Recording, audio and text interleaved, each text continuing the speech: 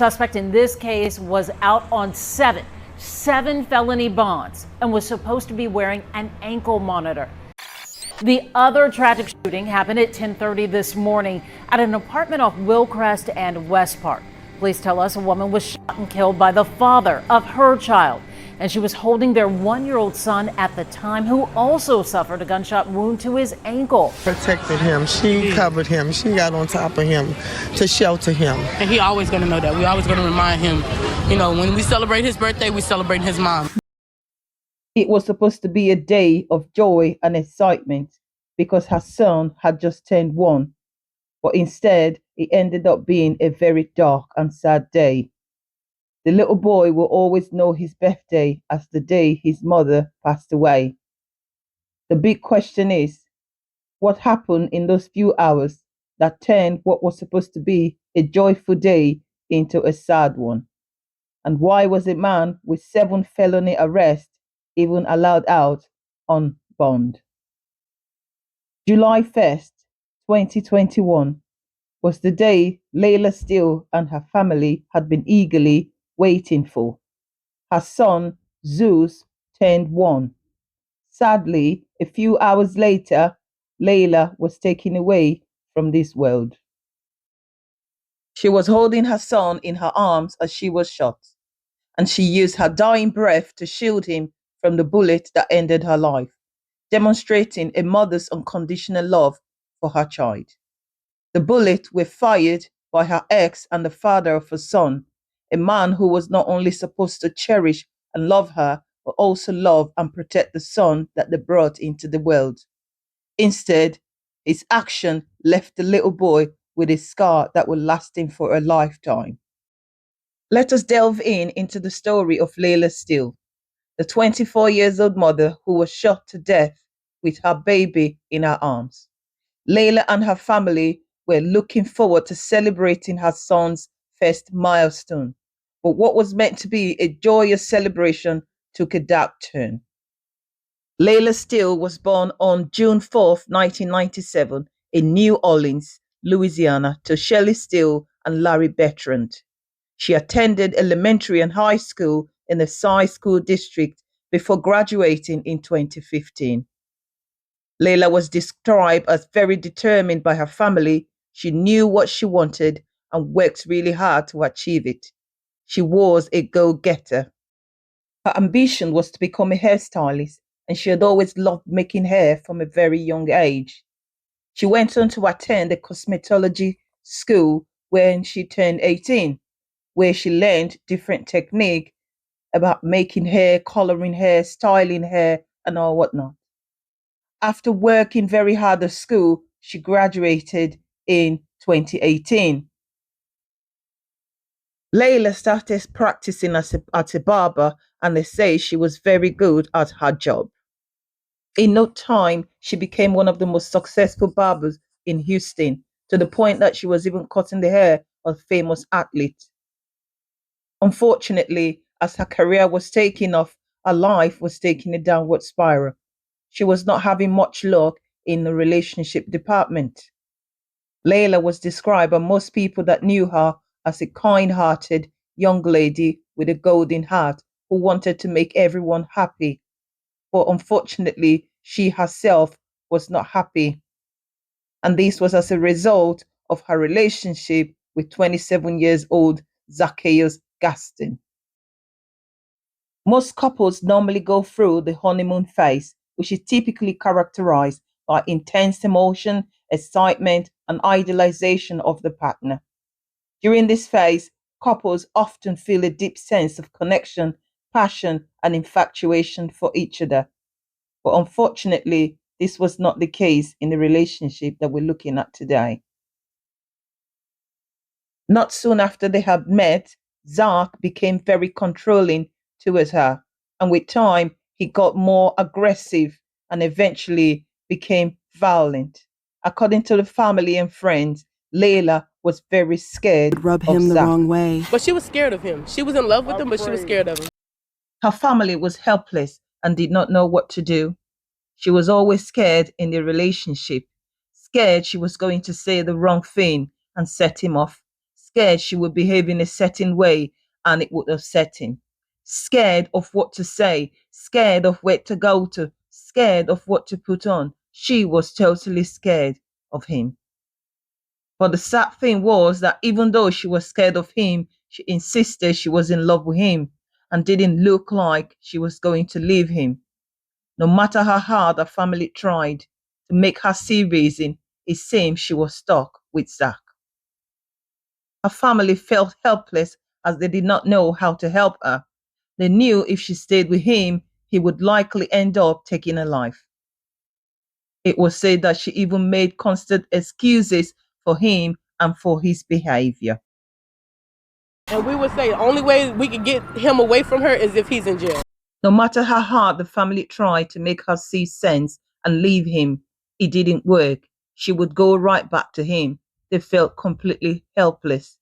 Now, after giving birth to her son, Zeus, in July of 2020, Layla decided it was time to move away from the toxic relationship for the sake of her son. She realized that she had to put herself and her son first, and that she would not want to bring her son up in a toxic environment. In September 2020, 2 months after Layla had a baby, officers were called to their home after Zach had pulled a firearm out and threatened to end her. That was after he had hit her on the head with a bottle. That was the straw that broke the camel's back. It was the end of the relationship in the eyes of Layla. After the incident, Layla filed a complaint with the police against Zach. You see, Zach had a vast criminal history. When Zach and Layla met, he already had 3 felony convictions and served a 5-year term. That same year, he was charged with 4 felonies, one of which included weapon possession. Unfortunately, Zach attacked her again and almost killed her. He was arrested and charged. Layla also filed a protective order against him, and he was also required to wear an ankle monitor and was warned to stay away from her. But unfortunately for Layla, no one was monitoring the ankle monitor. A few hours into the birthday celebration, officers were dispatched to the apartment building after multiple witnesses called to report a firearm going off several times at the birthday celebration. When officers arrived at the location, they found Layla laying on the ground. It was obvious that she had been fired at several times. She was holding her son, who had been fired at but was still much alive. He had suffered a gunshot wound to his ankle. Emergency services quickly separated mother and son and began working on them. Layla was not breathing by the time the paramedics got to her, but was given CPR. She eventually started breathing by the time she was transported to the hospital. Zeus was also stabilized and transported to the hospital with his mother. But while Zeus survived in the hospital, unfortunately, Layla did not make it. The biggest question at this time was, how was a man on 7 felony charges allowed to be on bond?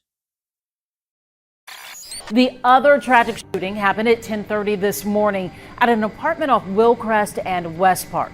Police tell us a woman was shot and killed by the father of her child, and she was holding their 1-year-old son at the time, who also suffered a gunshot wound to his ankle. The suspect in this case was out on seven felony bonds and was supposed to be wearing an ankle monitor. That makes the case even more tragic for the victim's family. Houston police say this could have been prevented. That suspect was out on 7 felony bonds. Tonight, the family of Layla Steele says the justice system failed her. There's no way that should have slipped where 7 felony bonds, a person was out. And I feel like my sister's blood is on their hands. 80% of the bond granted to Zach were by the same court and the same judge. And according to Layla's family, the judge should be held responsible for what happened to Layla. People felt that Layla was let down by the system because Zach's ankle monitor was not monitored. And now we're learning new information about the ankle monitor that he was wearing and why it wasn't being monitored at the time. Steele's mother, Shirley, blames Harris County because Gaston was out on bond with 7 active felony charges. His criminal history is long in Harris County, plus Gaston has a theft and evading arrest charge in Fort Bend County. Everybody should be held accountable. The judge. Yes, the judge, especially. Investigators say that Zach ran away after the attack and went to Home Depot, where he cut up the ankle monitor and left it in a parking lot. Kennedy says the monitoring company pinged it to this Westheimer Home Depot hours after Steele was murdered and less than 5 miles away. Kennedy says the ankle monitor was cut off and left behind. According to witnesses who were at the venue of the party, Layla and Zach were arguing over a backpack. Zach then brought out a firearm and fired at Layla in the torso. She fell to the ground while shielding her son in her arms. They say that Zach then moved closer to Layla and fired a couple more shots directly into her as she laid on the ground, cradling their son. We now know, Lauren, according to witnesses' account, that couple, the victim and the suspect, were fighting over a backpack. Zach was eventually arrested by the police without any incident after fleeing and cutting off his ankle monitor. He now faces charges of murder and aggravated assault with a deadly weapon. After Zach's arrest, Houston Crime Stoppers announced on social media that an anonymous tip had led authorities to his location. During his arraignment, Zach became highly aggressive, hurling profanities at everyone in the courtroom. As 2 deputies attempted to escort him inside, a struggle broke out. He could be heard shouting, "I don't want to go in there, bro," before being removed from the courtroom area. In response, the judge deemed the original bond insufficient for the murder charge, raising it to $5 million. The bond for the aggravated assault charge was also increased to $3 million, bringing the total to an overwhelming $8 million. Thanks for watching. Please don't forget to hit the like button and subscribe for more content like this. Let me know your thoughts or any question you have in the comment section below. I'd love to hear from you. And as always, stay tuned for more content like this. Thank you. See you next time.